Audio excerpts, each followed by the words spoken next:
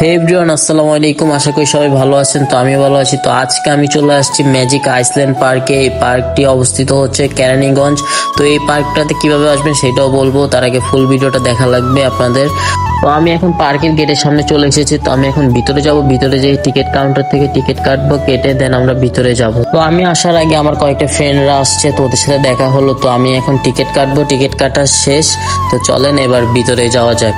তো আমরা এখন টিকিট এন্ট্রি করে আমরা ভিতরে যাচ্ছি, আর পার্কটা কিরকম সেটা আপনাদেরকে দেখানোর চেষ্টা করব, আর পার্কটাতে কিভাবে আসবেন সেটা বলবো।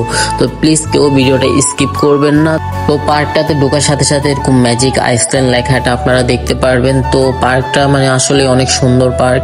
তো এই পার্কটাতে কিভাবে আসবেন সেটা আমি বলি। এই পার্কটাতে আসতে হলে আপনার চলে আসতে হবে হচ্ছে কদমতলী, কেরানীগঞ্জ। এখানে এসে ওইখান থেকে একটা রিক্সা নেবেন, রিক্সা 100 টাকা ভাড়া নেবে। ম্যাজিক আইসল্যান্ড পার্ক বললে যে কোনো রিক্সায় উঠলেই আপনাকে পার্কের সামনে নিয়ে আসবে। আর পার্কটার ভিতরে কি বলবো, আপনারা যদি না আসেন বুঝতে পারবেন না ভিতরে যে এত সুন্দর আর এত বড়।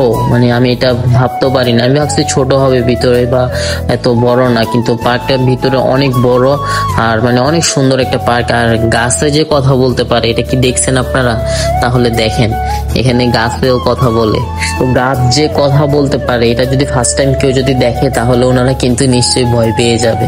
তো এখানে আরেকটা ইন্টারেস্টিং বিষয় ভালো লাগছে যে পশু পাখি এগুলো যে সাজায় রাখছে, এগুলো কিন্তু বাস্তবে যেভাবে নাড়াচাড়া করে ঠিক সেম এভাবে নাড়াচাড়া করে। তো ফার্স্ট টাইম কেউ যদি দেখে তাহলে ওনারা কিন্তু ভয়ও পেয়ে যেতে পারে। তো আসলে আমার থেকে অনেক ভালো লাগতে স্যার, আমি ভাবতেও পারিনি যে আমার কাছে যে এত ভালো লাগবে পার্কটার মধ্যে। তো এখানে দেখার মতো অনেক কিছুই আছে। তো আমি ভাবতে পারিনি যে এত কিছু থাকবে এই পার্কটার মধ্যে। তো আপনারা যারা আসেননি তারা বুঝতেই পারবেন না। তো একবার হলো আসবেন। এটা হচ্ছে ম্যাজিক আইসল্যান্ড পার্ক। আর কিভাবে আসবেন সেটা তো আমি বলেই দিলাম ভিডিওর মধ্যে। তো এখানে আমার যে ফ্রেন্ড গুলো আসছে সবাই ছবি ভিডিও তোলার জন্য অনেক ব্যস্ত হয়ে পড়েছে। আর এত সুন্দর একটা জায়গায় আসছে, ছবি ভিডিও যদি না তুলে তাহলে কি হয়? তো সবাই ছবি ভিডিও তুলতেছে, অনেক ভালোই লাগতেছে আর সময়টা অনেক ভালো ছিল। আমি ভাবতে পারিনি এখানে এসে যে এত ভালো লাগবে। তো যখন সন্ধ্যা হয়ে আসছে তখন কি বলবো, তখন এর ভিউটা একটু দেখেন ভিডিওতে, এত সুন্দর লাগতেছে। কি বলবো, বাস্তবে যদি না দেখেন তাহলে বুঝতেই পারবেন না। মাথা নষ্ট করা ভিউ। যখন একটু সন্ধ্যা হয়ে আসে না, তখন পার্কটা এত সুন্দর লাগে, কি বলবো, অসাধারণ লাগতেছে আমার থেকে।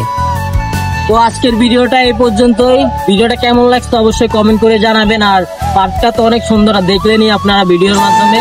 তো আল্লাহ হাফেজ, সবাই ভালো থাকবেন, টাটা।